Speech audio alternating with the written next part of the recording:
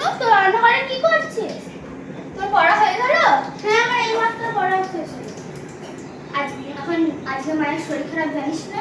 ও হ্যাঁ, ওই কারণে বাবা 8:30টার সময় এলো।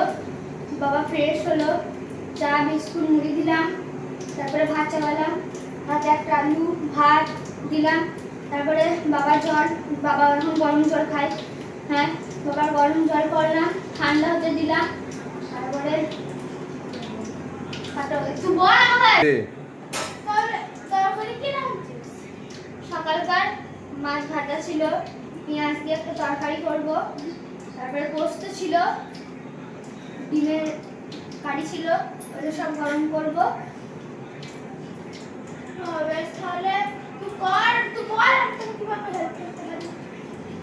এখন তো কোনো সাহায্য দরকার নেই, আমি যখন সাহায্য দরকার হবে তখন আমি তোকে ডাকবো, যা তুই মায়ের কাছে বসবা, দেখ মা কি করছে। বেশ, তো যদি কোনো প্রয়োজন হয় তাহলে আমাকে ডাকবেন, মায়ের কাছে। ভাত হয়ে গেল, এখন যা গরম পড়েছে বন্ধুরা, রুটি তখন খাওয়াই যাবে না, এত গরম। তার কারণে ভাত হচ্ছে, মানে ভাত হয়েই গেছে, এবারে ভাতের ফ্যান ঝরাবো আর দিদিকে ডাকি। দিদি ডাকলি কি? হাতের ফ্যানটা ঝরা, আমি ঘরটিতে ছাদ দিই। বেশ,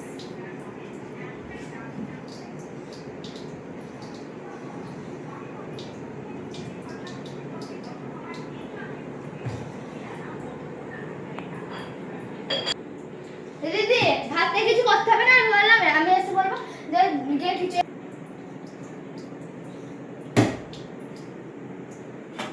দিদি ভাতে ফ্যান ঝরানো হয়ে গেল? হ্যাঁ হয়ে গেল। বেশ, তাহলে তুই যা মায়ের কাছে যা, আমি যে তরকারিটা রাখি।